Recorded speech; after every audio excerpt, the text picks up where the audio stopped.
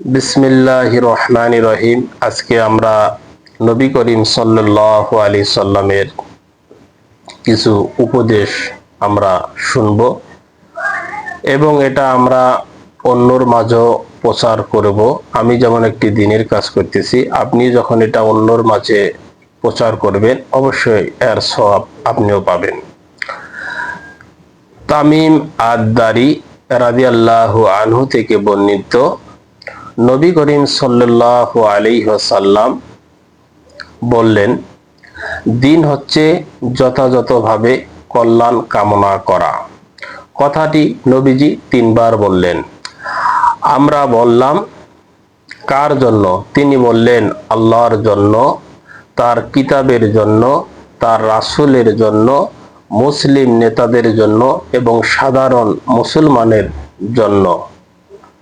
তো আজকে আমরা নবীজির একটি উপদেশ শুনলাম। আল্লাহ পাক যেন আপনাকে আমাকে সকলকে এর উপরে আমল করার তৌফিক দান করেন। আমিন।